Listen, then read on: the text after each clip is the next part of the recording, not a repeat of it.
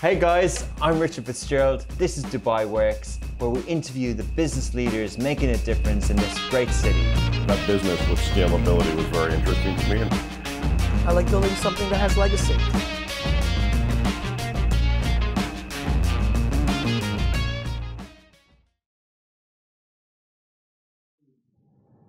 Welcome to another episode of Dubai Works Business Podcast.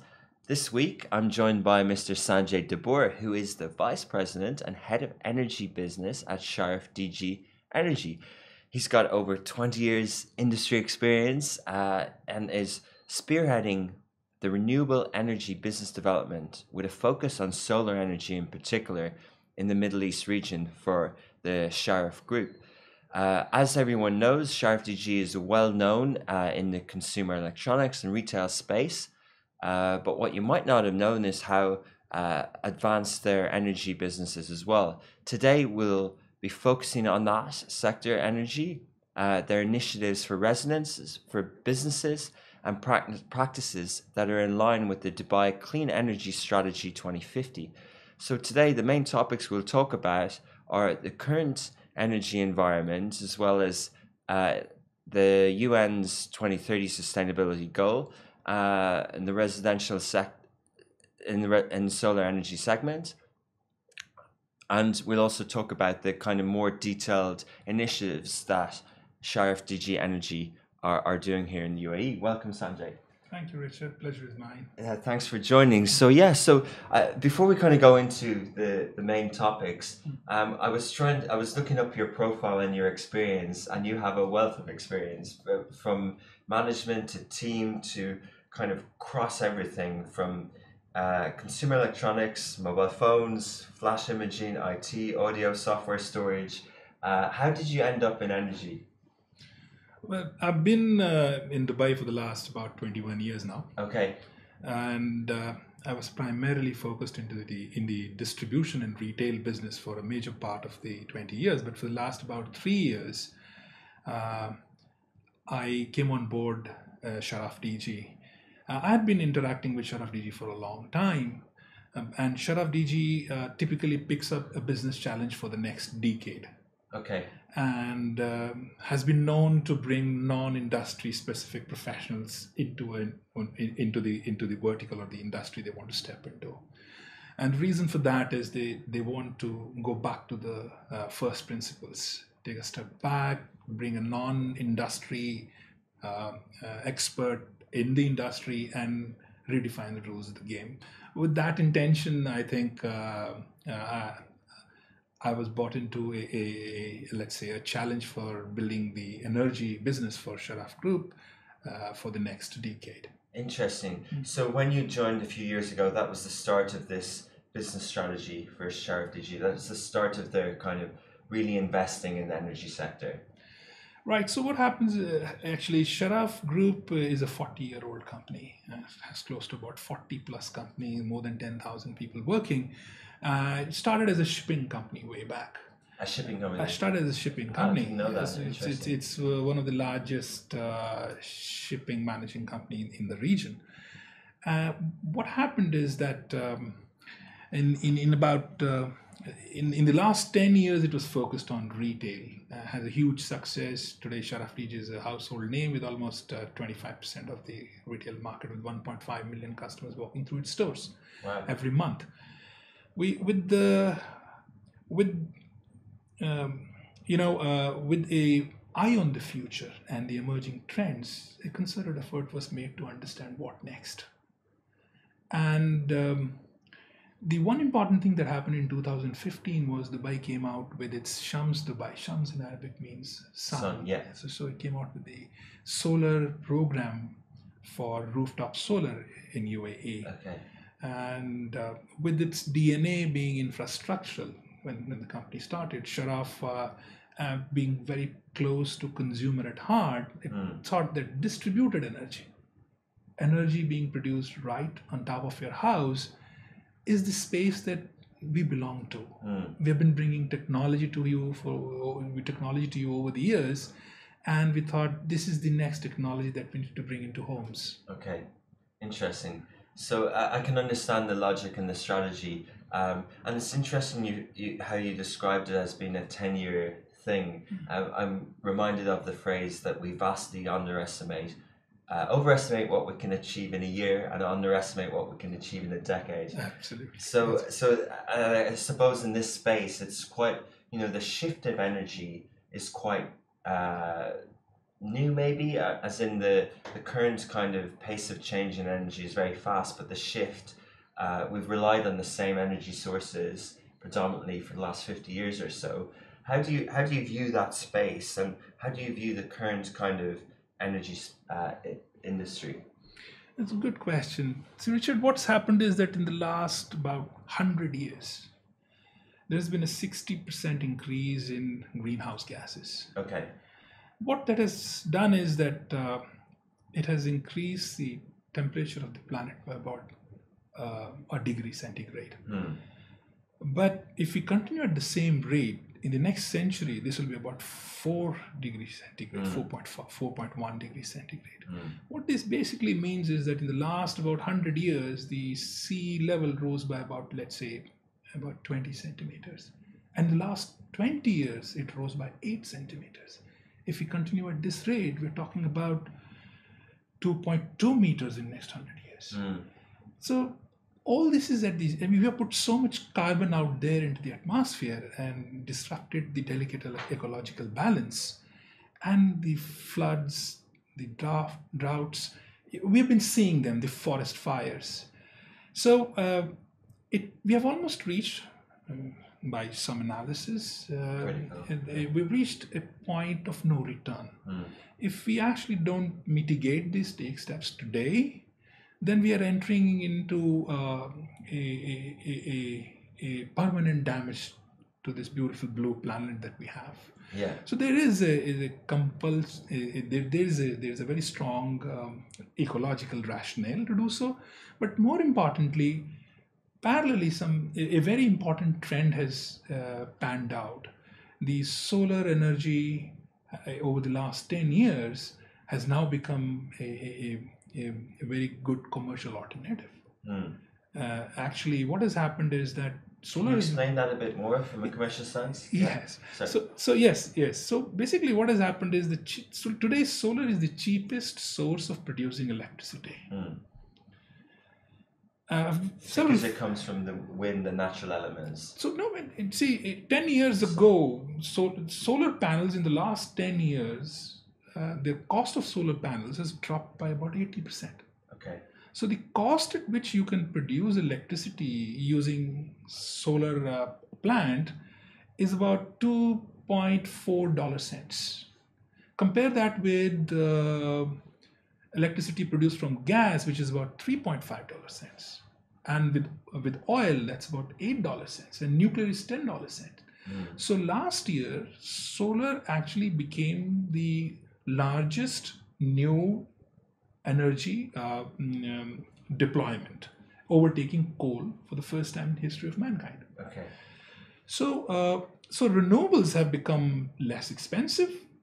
There is a very compelling commercial reason now, in addition to the major challenge that we have for preserving the planet. So the two sort of play in, and today make a very strong value proposition. Okay, interesting. So just taking a step back, and you touched on the kind of very interesting statistics to kind of bring this home to people in the rising sea levels and the temperature of the planet. And I think there was an activist group in the US this week who put a ticking clock on Times Square to show how many days and minutes we have until it goes to minus 1.5%, 1.5 something. So I don't know exactly the number, but it's kind of, there is a clock on this, and there are initiatives. We see kind of countries getting together and having initiatives, and China has talked a lot about in terms of being the highest producer because of the size of the economy of emissions, carbon emissions. But what is the UAE doing, and what is the kind of initiative that the UAE has put in place that I alluded to at the start? Richard, that's a good question. See, basically, it's my personal take, but unfortunately, a very, very important initiative, a very compelling next decade challenge for the inhabitants of this planet was to shift from fossil fuels to renewable sources of energy. And that dialogue, somehow or the other, the only mention it gets in news is of let us say, activists. And I appreciate the concern that they show, but probably the profiling that it creates for such a compelling need of the hour may not necessarily resonate with a large population out there. I think the other way to build the right narrative, and I think Dubai has taken that, and UAE has taken that initiative in 2015. Actually, in 2017, UAE announced its 2050 energy strategy. Okay. And under that strategy, it's like a interesting. All energy by 2050 in UAE has to come from clean sources, mostly renewable. There has to be a 70% reduction in the carbon footprint of the country. We may be one of the highest per capita energy consumers in the world, thanks to the flagellating economy. Now, the third thing is to reduce consumption, or let's say consumption efficiencies have to be improved by about 40%. So we have to reduce consumption on the demand side by energy preservation, conservation, and efficiency. And on the supply side, we need to bring in renewable sources like solar. So this is what was the vision announced in 2017 for 2050. And by 2020, 7% of clean energy was targeted to come from renewable sources. A target which the countries already achieved. Okay. It's well on its path. Actually, His Highness Sheikh Mohammed has said that by 2030, every home or every building in UAE should have solar on top of its roof. Yeah. So that will be about 25% of the goal already met. Wow. We're well on the way. And one of the best things that's happened is that it's not just policy announcement. The country has already put a framework in place in 2015, the Shams Dubai program. I would say it's one of the most well-balanced policy documents out there. I mean, if you look at Europe or US and the challenges they went through, and then to be able to launch with such a well-defined document, and then encourage it by taking half of that initiative on its own shoulders, the government has deployed half of that to the 2.5 gigawatt peak that had to be installed by 2020. It's already done. It's under commissioning. And the second half, the policy, is that for residents or for businesses? And how yeah. Yes, good point. So basically, that is exactly for the businesses to step forward, for the private sector to step forward and deploy on commercial and industrial establishments. And of course, corporate offices that want to lead the sustainability goal, bring down their cost, contribute to the larger vision, and of course the residential sector. Okay.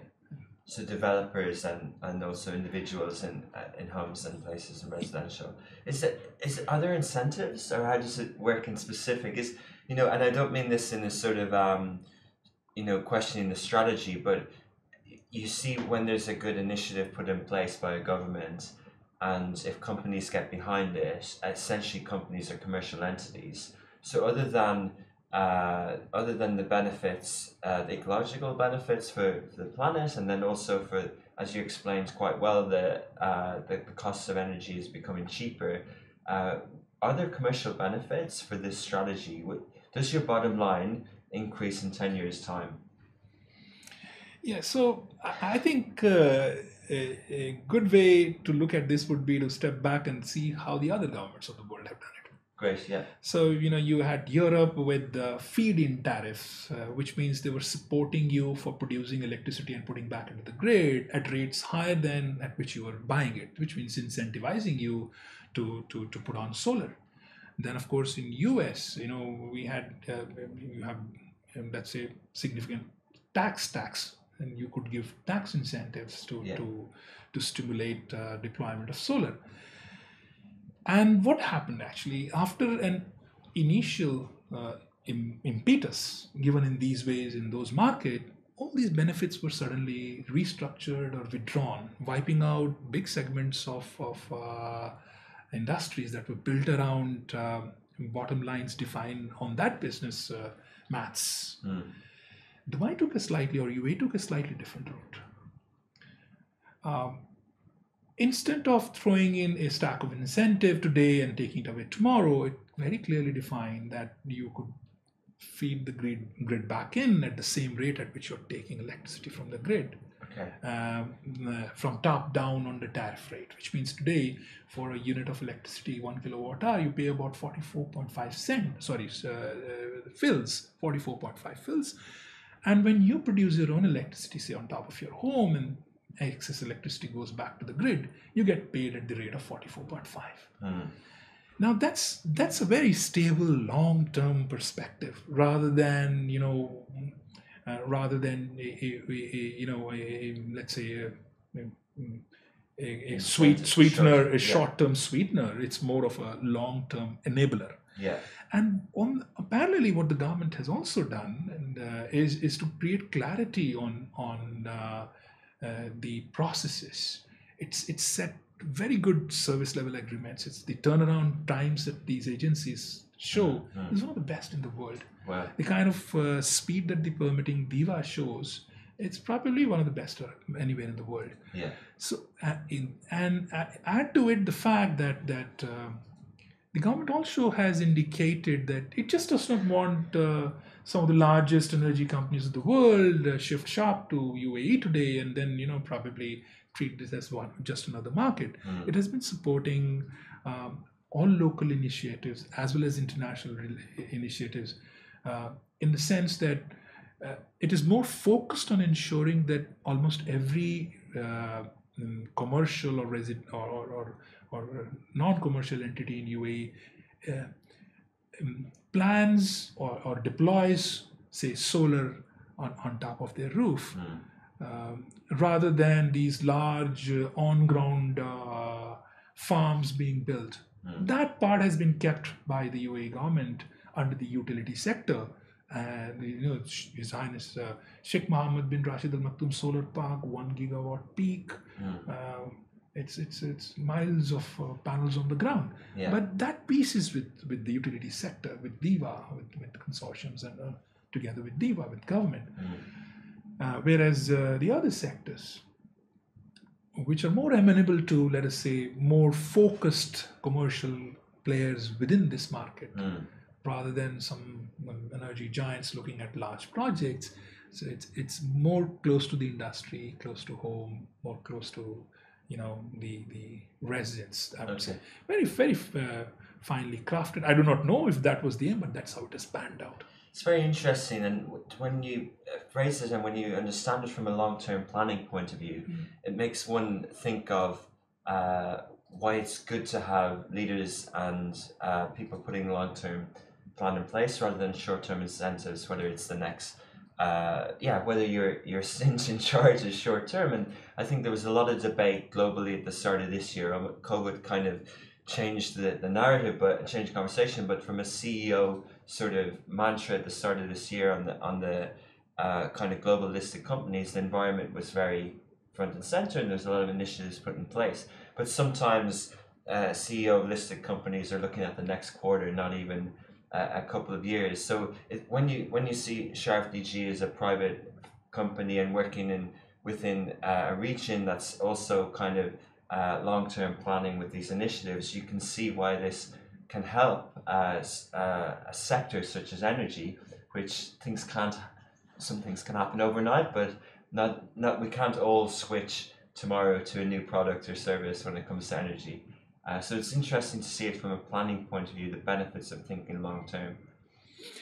Yes, and see, doing good is, we as commercial entities, we want to do well.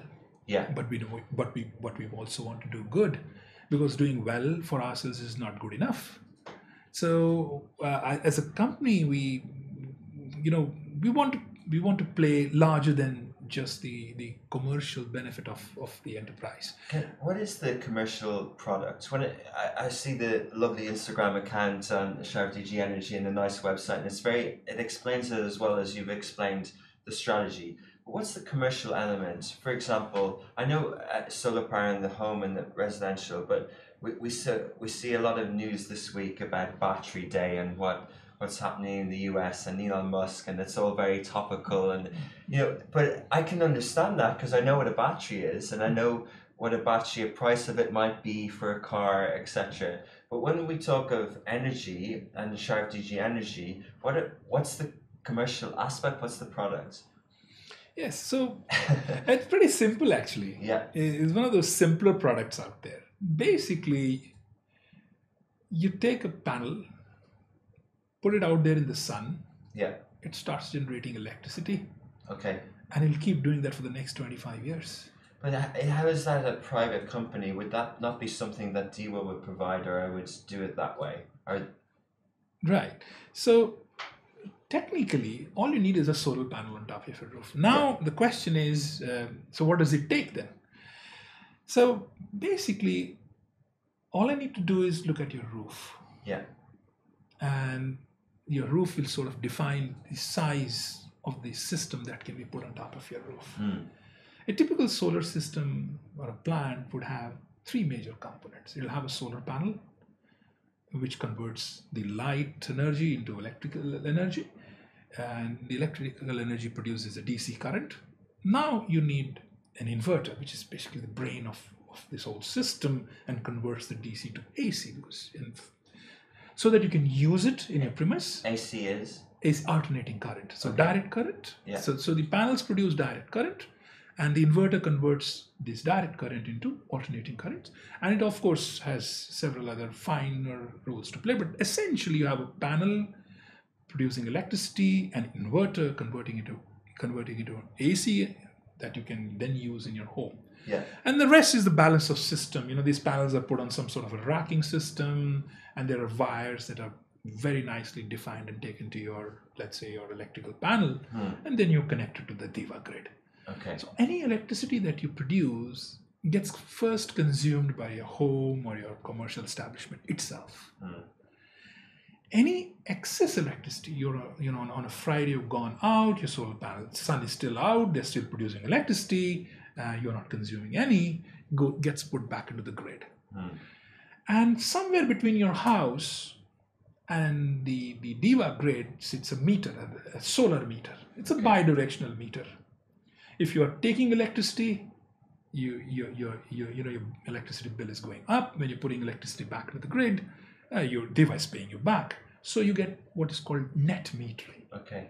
So net metering allows you to bring your electricity bill down. But the point that we need to look at, because we get a mention of batteries many times. Why do you need a battery? I mean, suppose you were living in a part of the world where there's no electricity at all. Yeah. And you had solar panels as a solution. You could generate your own electricity by the day. But what happens in night? You don't have any electrical current now. Okay.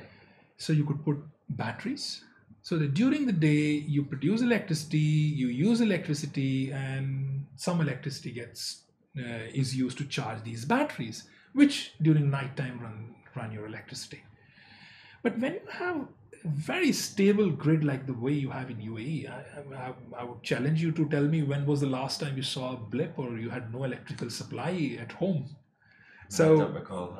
I've been here 21 years, Yeah. and there was one blip, I think about 17, 18 years ago, and it was headlines in newspapers, and it was under a minute.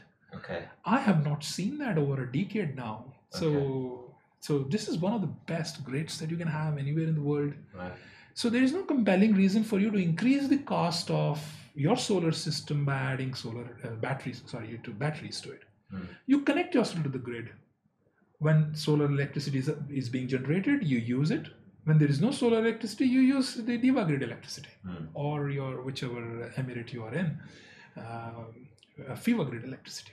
Okay. So the reason for a battery as of now may not be compelling, but going down the road a few years from now, there are other reasons why battery would come into play. because Okay. you build the grid around plants that would gas plants, and now we also have nuclear in the play. But as solar kicks in, imagine during midday, almost everybody is producing solar electricity, and nobody's taking electricity from the grid. Okay. Now, what should the utility do? At what capacity should they build the grid?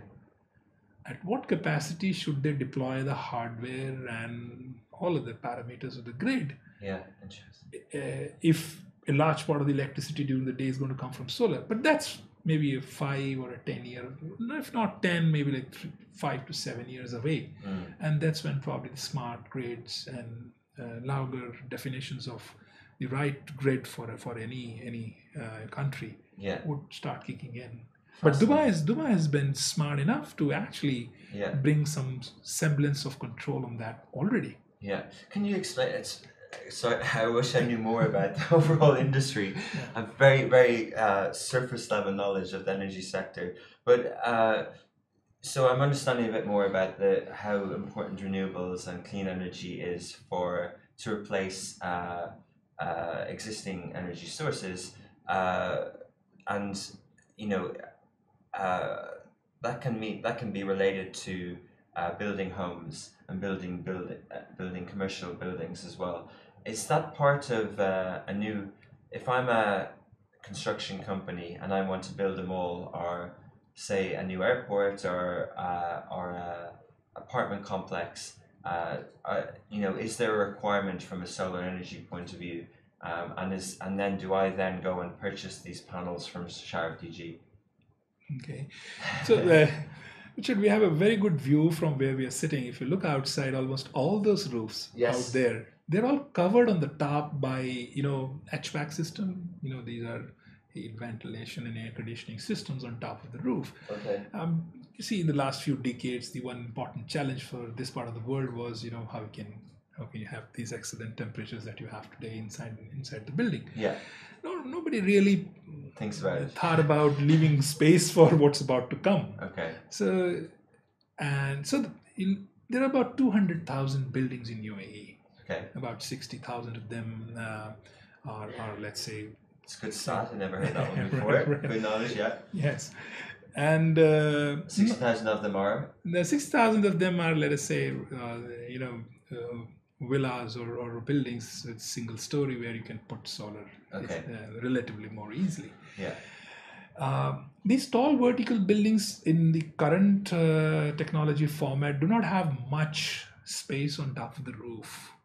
So, but if you look at a warehouse or let's say a manufacturing plant, they have large roofs. Schools, hospitals, these are all places where you find large roofs.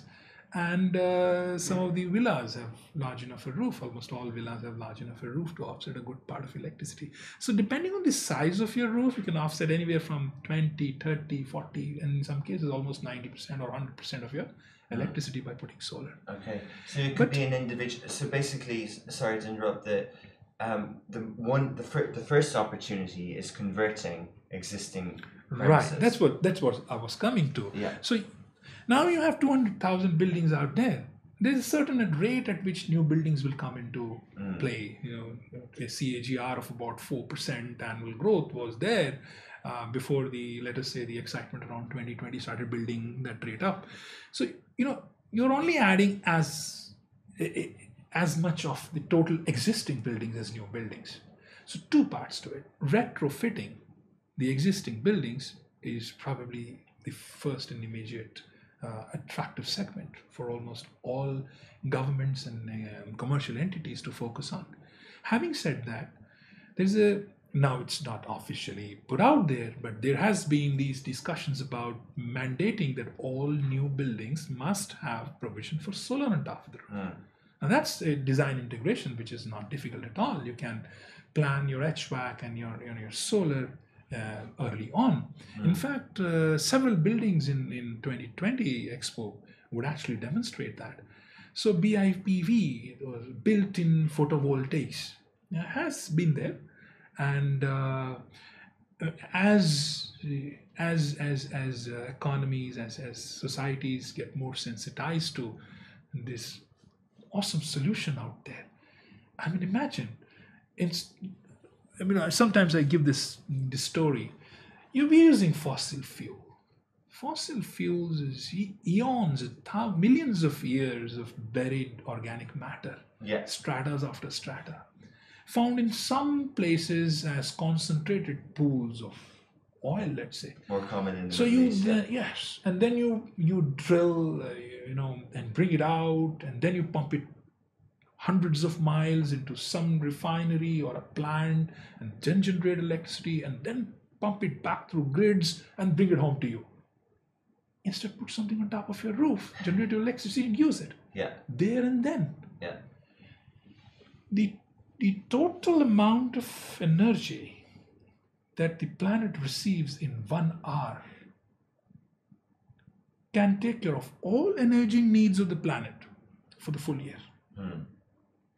So there's so much abundance of solar, wind, and other renewable energy out there that it's just a matter of time. So there's a very strong commercial reason too. I mean, if you can offset your electricity bills at the rate I just mentioned, You save money, but also there's a commercial. yes. So Right, yeah. you have an IRR of 20% plus. You're talking about paybacks of let's say 4 to 5 years commercial assets. So going forward, But just to clarify, so energy, even renewable energy and clean energy is still a commodity, so it still has value. So there's still incentive to produce it for commercial entities. a very strong, compelling reason. That is why there is now a very good offtake in Dubai. In fact, DEWA had to this January sort of come out and say, look, it reserves the right to the number of approvals it can give in 1 year. Okay. And of course, it completely facilitates the process. DEWA really handholds you through projects. So you can see they have a commitment to purpose. They want to ensure deployment of solar. But you can imagine with the flurry of interest in that, Yeah. there may be some gate crashing there. Interesting. And it says, look, I reserve the right in case Yeah. to let people in. Yeah. So that's the sort of interest around it right now. But just so that's really interesting from a kind of an industry opportunity point of view. I've seen some sort of traditional known as oil companies rebrand as energy companies, even from a logo point of view and things like that. But typically, if I understood it now as you've explained it well, I would expect traditional energy companies to be in this space. I'm sure they are, but why would a company who hasn't been in this space enter it and have an opportunity in it? Why hasn't the energy companies already? That's their space. But how is there any gap? DEWA letting people in or not? But if you understand it, like how can, if I'm making manufacturing iPhones, how can I move in and manufacture energy? What if Apple had a renewable energy, as some of them are starting to do? But yeah. So this is an interesting question, Richard. It has to be understood in we can look at this in two ways. So if I'm an incumbent, if I'm in the energy sector, and some of us, so I'm not talking about Sharaf now. I'm talking about the companies that are large energy companies, oil companies, for example. They've been there for decades. Some of them for about 100 years. They have created that success on a certain profit formula. Yeah. They have mastered the art of creating right fossil fuels. This world has been run on fossil fuels for decades. That's what they do best. Now, the challenge is to move away from it. So some of them would transition, but as has been seen in other industries, most of them probably wouldn't. There's an inertia to success. If I'm good at something, not all of us would challenge ourselves to figure out what's our next good S-curve, let's say. Yeah, so Mr. Sanjay, I think we understand disruption. I mean, as in I do from other fields, say the media space, and tech companies can come in. But But from a incumbency point of view and moving legacy kind of systems to a new product might be hard. And usually the one that does well is the startup, the fresh approach. I think at an event in the region last year, and you might know the name of the company, Red Something, an energy company set up by a founder who used to work for Tesla, is now producing a new form of energy. Excuse my ignorance, but so that's what I would expect. This guy came from Tesla, saw the energy problem they're trying to solve, and then created something new. What I wouldn't expect is a company who has such experience in a completely different field to know more and to make a good fist of it and against even a company you find it hard to take around because they've got so much experience in energy, right? Right. So, let me, I said, there are two parts to it. Of course, there is the incumbent. And now there are others, as you said, they're agile, they're innovative and they want to jump in, they can see the trend emerging. So that's, you also have several startups, and right now we have more than 140 companies registered in Deva to do solar. So a lot of people also jumped into solar and other renewable energy solutions. But there's a challenge here. We also need the right business model for this to be sustained. We are at a stage where a narrative has to be built around it. Okay. Somebody has to talk to the market, bring home the fact that the change is happening. And if I'm too small, too early, I may not have the bandwidth to invest in that piece of the business model. The advantage with companies like, for example, Sharaf DG would be that, we're already close to the customer. So I don't have to go to the customer and first explain who am I. True.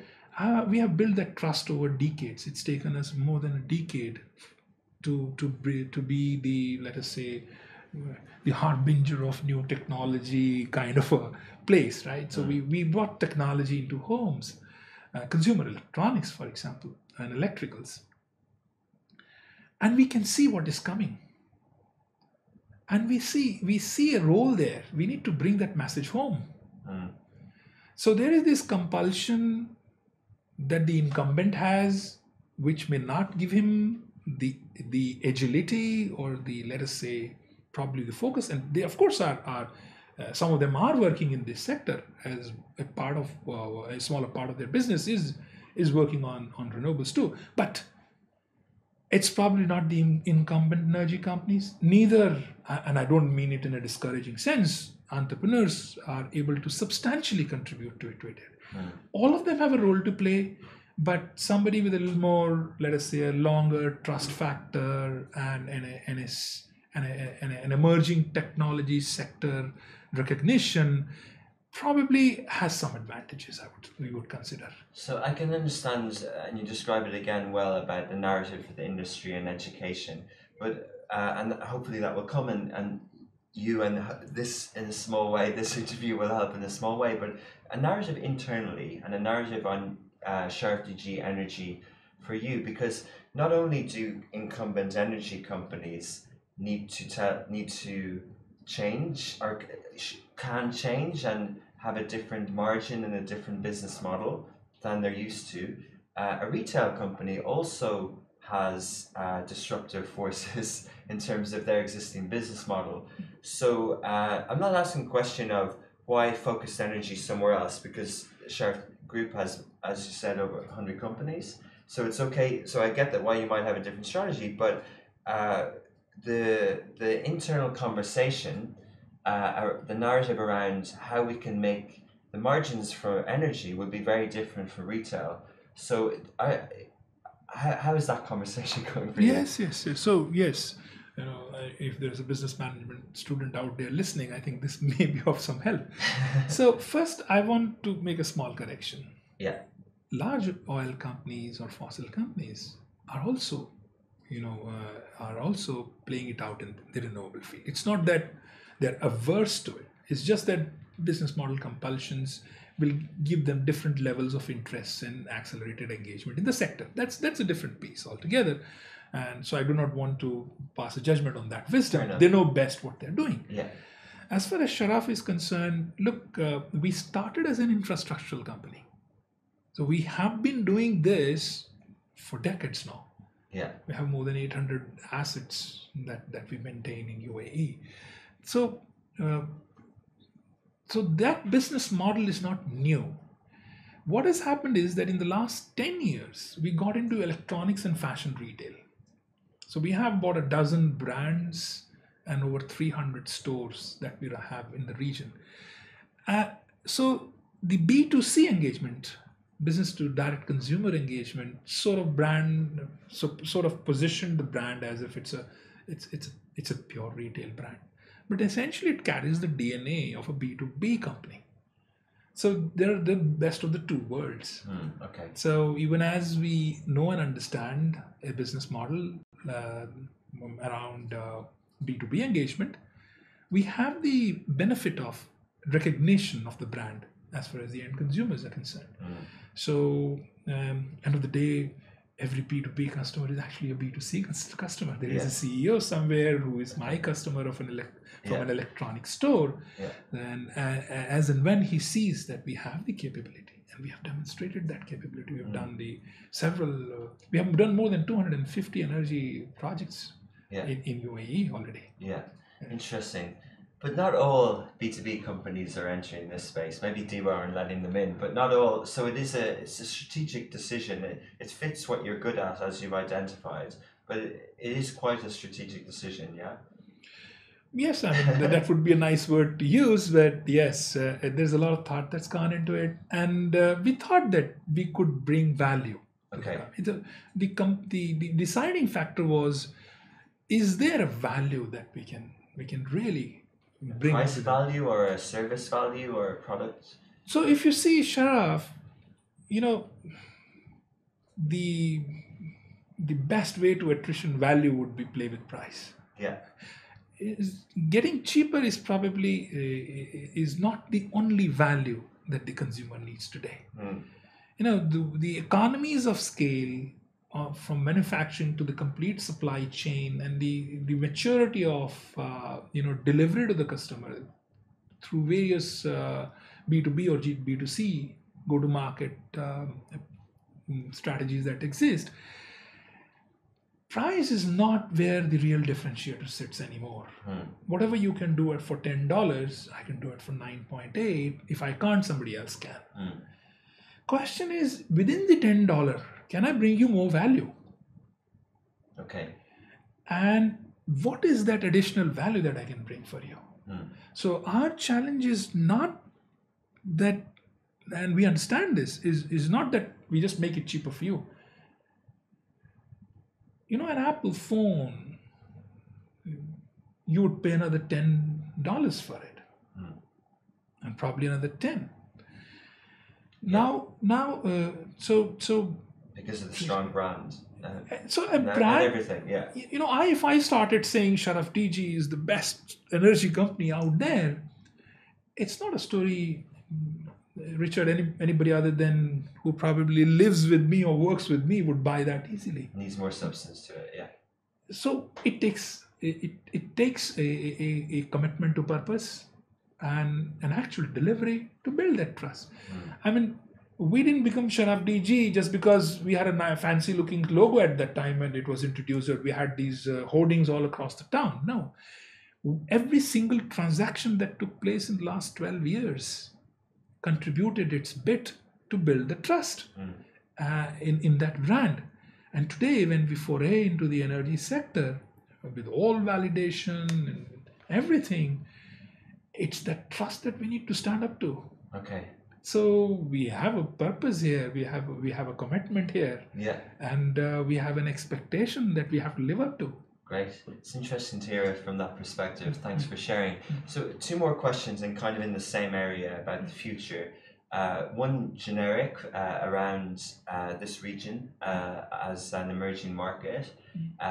What's your view on that? Do you see, not really just from a Sharaf Group lens, but What's your kind of perspective of the GCC, the Middle East as an emerging market, in the context that when I was growing up, they told us, I always ask this question, but they told us about the BRIC nations and Brazil, Russia, India, and China, and they're the emerging markets.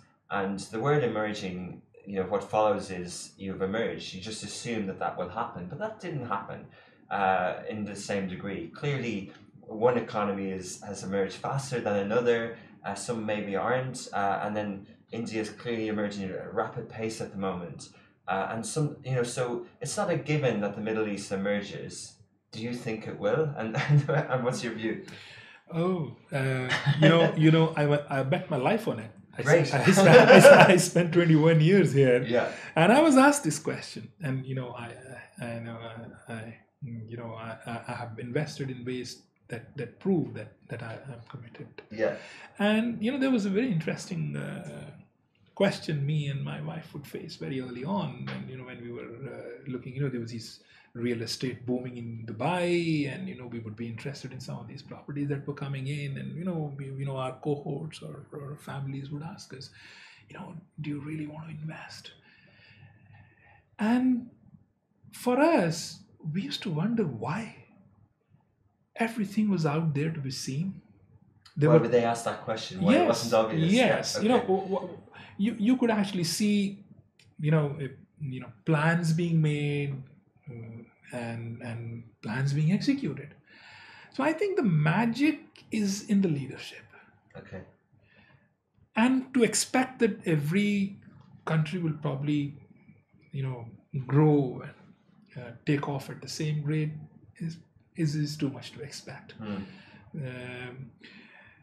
The point to look at, from my perspective, would be what sector are we? What are we emerging about? What is this emerging about? I've seen some of the finest curtsies where I think there are other markets across the world that need to still emerge. Okay. I've seen cultural values here, True. which I think several other markets are yet to come up to. Energy is the next big transitional leap that will pan out over the next few decades. That's emerging for all of the world. The point is, what have the countries in this part of the world, imagine, known for its, oil-rich reserves, these are some of the countries that have begun pivoting. And Dubai has sort of led the charge, not just as an emirate, but of course, UAE as a country. And a standard and an example has been set for other countries, and several other countries have been following that model. Yeah. So the quote-unquote emerging is happening around, let us say, the emerging, let us say, renewable sector or the new energy solution, and that's a big place. Electric vehicles, sustainable way of living. These are no longer, for let us say, very innovative piece of the larger bell-shaped curve. These are now becoming an areas of interest and engagement and deployment for a larger emerging segment of players, be they individual, corporations, institutions, or governments. Interesting. Again, thank you. Nicely explained and a good context. I think from from an emerging market, usually the metrics would be GDP or middle class or things like that. But I think to understand it from an energy point of view is pertinent. And kind of leading on to the final question around the future, you might a narrative around energy, and what role does, say, Expo 2020 that will now start next year have to play in that? And I see when I'm out cycling in Al Qudra, I see this solar energy facility, but I don't know what it does. Like, what are these sort of tangible things, such as how Expo has been built and the narrative around that? How do you think they're important to what's been happening here? So, sometimes I get asked this question: that what will Expo 2020 do? So my take on that is, like my take on emerging market was maybe slightly different from just GDP and some of the factors being, that There's of course a is cultural that is element of as well, course which is nice, the standard way of looking at it. I just wanted to throw in a perspective to it. Yeah. But coming to this, if it was not 2020, if it was anything else, Dubai would still spin some magic around it. So, Dubai, so 2020 is an identified opportunity to create, to use as a base for creating the message for the future. And make a statement about the country and make a statement about where we need to focus as humanity. So, what I'm trying to say is that the fact that Dubai hosts it is more important than that it is 2020. Okay.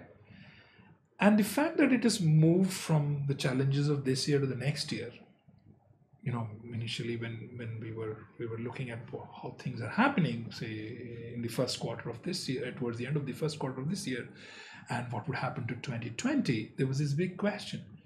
But after having, lived through these next few months, I can say this. Correct me if it doesn't make sense. Look at the timing now. If we had the current health challenge, let's say, mitigated. If tomorrow there was no such problem, what is the first thing you would want to do? Would you not want to travel? I think would you not first want thing to? that comes to people's mind, Wouldn't you want to go places? Wouldn't you want to find out what's the next that we need to engage with? Wouldn't you go to a place, one of those more beautiful places on the planet, in definitely some sense of the word, and go and see what this expo is about? What does the future look like? Don't you think Dubai will ramp it up like nothing else? Don't you think all of this sort of is about waiting to happen? Yeah. So look at the timelines.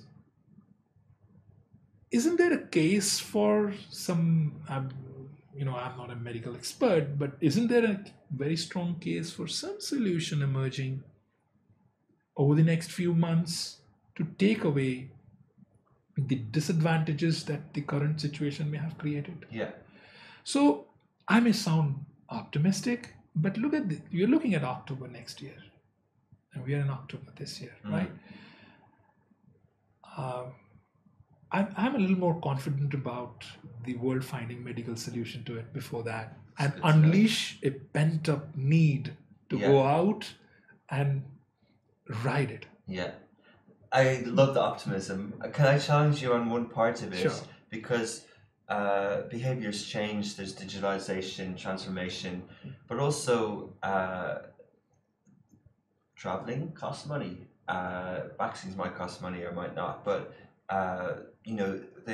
where we will be next year in 12 months' time, the numbers that might be expected from a footfall point of view mightn't really be possible from an economic personal travel expense. Some of the numbers that we've heard from semi-government entities around footfall in the airport expect the 2019 numbers to be in 2024. The best estimate for this year are 22 million passengers as opposed to 89 million last year and 32 million next year. So from a football point of view, but maybe you should work for Dubai Tourism, because maybe if anyone's going to pick one place, they need to come to Expo. So if the choice is smaller, but yeah. Of course, what you're saying is how it looks to an analyst. Yeah.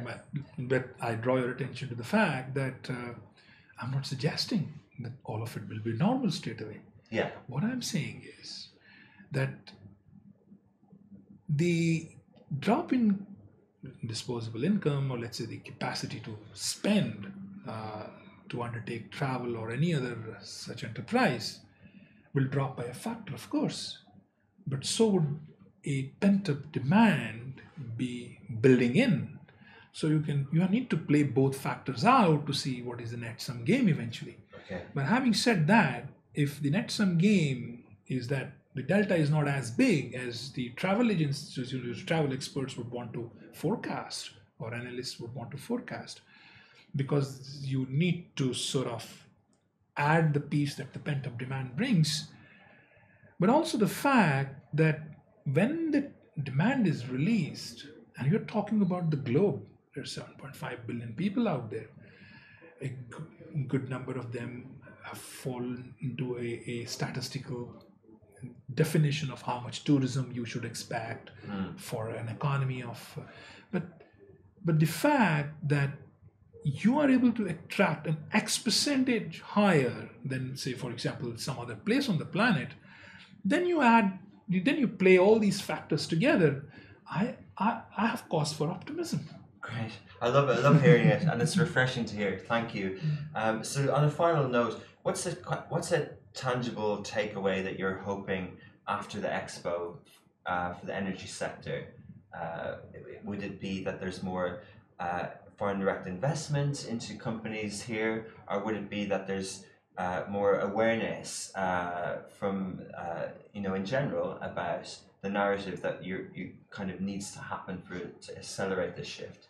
Both of them, but the more immediate challenge is awareness. Yeah, it is the narrative. Okay.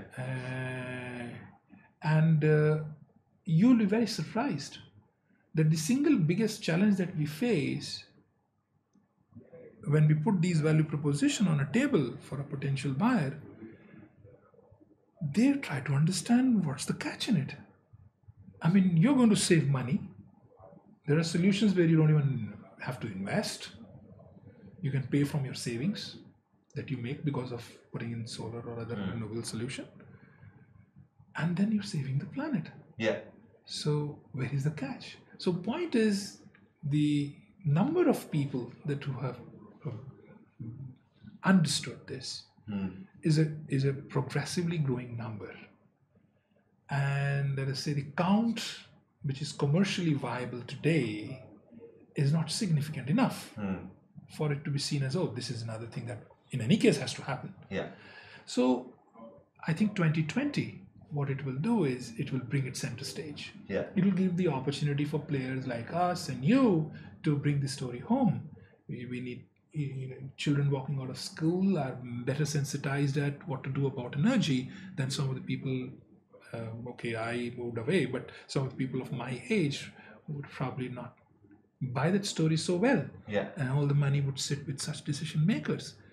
So I think the new generation is a little more closer to the emerging idea of renewable. It's the people who are sitting up there who will take time to move. That is why I really appreciate the fact that the leadership in this country, and they don't call it a hoax. But yeah, no, and thank you. And I'm one more person to add to that list who's convinced after this conversation. And one day, inshallah, we'll be able to have our own building, our own media studios, 3 or 4 stories. And one of the things I will ask the construction company is to make sure that we're providing clean energy to power our internet connections and things like that. Our producer is laughing. It's inevitable. Yeah. Question is, when will you board the bus? Yeah. As soon as we can. Journey has begun. Yeah. Exactly. Well, we can. I think it's a good point. We can start by asking. By reading the material on the buildings that we rent and the properties that we might own in existing complexes, and just look at what's there. I think it's opened my eyes to it. So thank you very much, Mr. Sanjay, and looking forward to following the story as it evolves. Thank you. Pleasure was mine, and come be solar. Yeah. Call to action. Love it. Thanks a lot. Thank you. Hey guys, I'm Richard Fitzgerald. This is Dubai Works, where we interview the business leaders making a difference in this great city. That business with scalability was very interesting to me. I like building something that has legacy.